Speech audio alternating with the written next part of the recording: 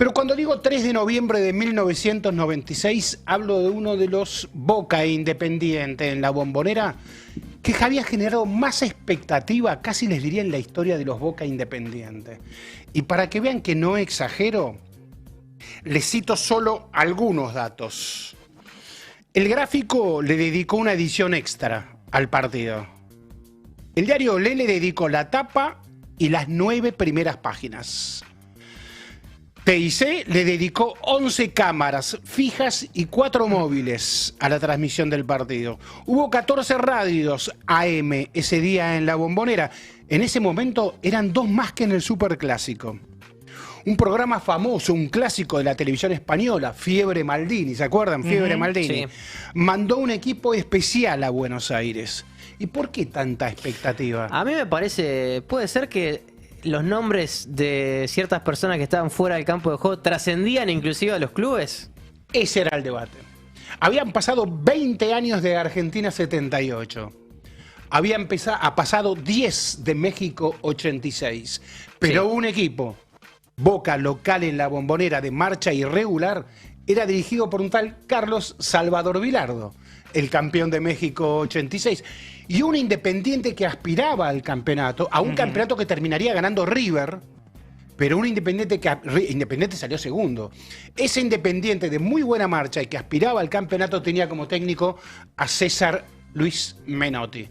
Y se volvían a enfrentar en medio de esa polémica que, ¿cómo le podríamos decir? Hasta terminó cansando al fútbol argentino durante algunas décadas. Hasta el 2022 inclusive. Sí. Hasta que Scaloni no salió campeón del mundo se seguía hablando del bilardismo y del menotismo. Por momentos tuvo más de exégetas de ellos que de ellos mismos, ¿no? Esa pelea. Esa famosa del papista más que el papa, ¿no? Claro. Yo creo que con el bielcismo, algo de tercera posición, entre comillas lo digo, comenzó a debatirse y a salirse del esquema más reduccionista bilardismo-menotismo. Pero la polémica absolutamente caliente estaba en aquellos días. Les conté ya el contexto, la previa. Ustedes encendían la tele y era ese partido. Todo era ese partido. Esa fecha del campeonato solo se jugaba, parecía que se jugaba ese partido. Y lo más extraordinario, en los etiquetamientos a los que nos vamos siempre aferrando los periodistas, alimentando con esto el debate, simplificamos muchas veces porque el atajo nos conviene y en lugar de debatir mejor el tema, decimos uno es lírico, el otro es pragmático. Claro. ¿No?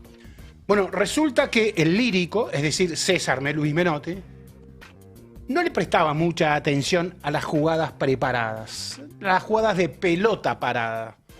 Él decía que había que darle más tiempo al circuito del juego y no a tanto al juego en la pelota. No quiere decir esto que no ensayara pelota parada. Lo hacía, sí, pero no le dedicaba mucho tiempo, especialmente a la pelota parada.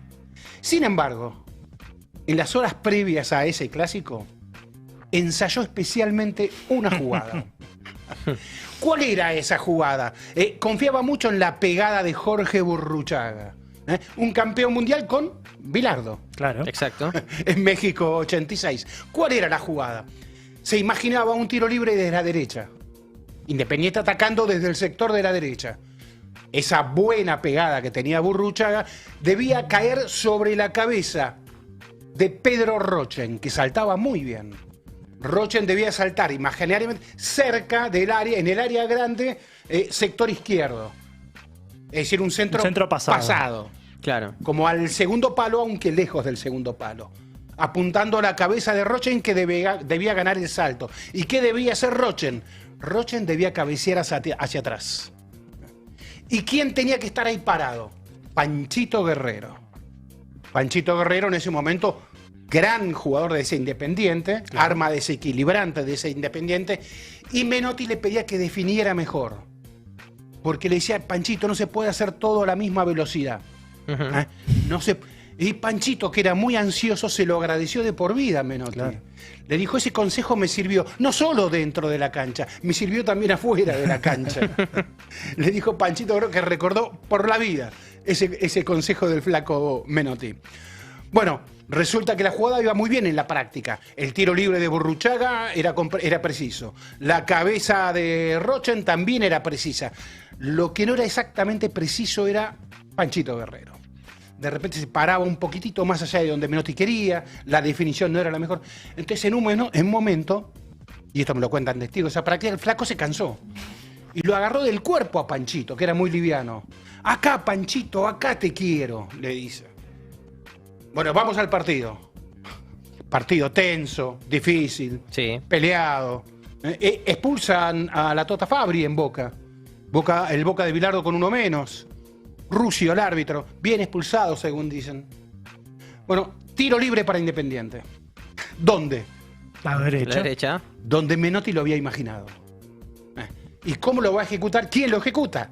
Obviamente, Jorge Burruchaga. ¿Dónde lo ejecuta Burruchaga? Obviamente al segundo palo. ¿Dónde estaba quién? Rochen. Pedro Rochen. ¿Dónde la baja Pedro Rochen? Para Panchito. Hacia el centro del área, atrás, apenas atrás, a Panchito Guerrero. ¿Y qué hace Panchito Guerrero? Gol. Salió la jugada. Gol de los pocos goles que Menotti gritó. Porque lo laburó. Exactamente laburó eso. Ganarle a Bilardo en la Bombonera con un gol de pelota parada. Y obviamente que Menotti no lo dijo nunca. Claro. No se jactó nunca de eso. Pero todos los cercanos a Menotti sabían que era un deleite para Menotti esa situación. Tan deleite que ¿qué hace Menotti luego? Ordena 3 cambios.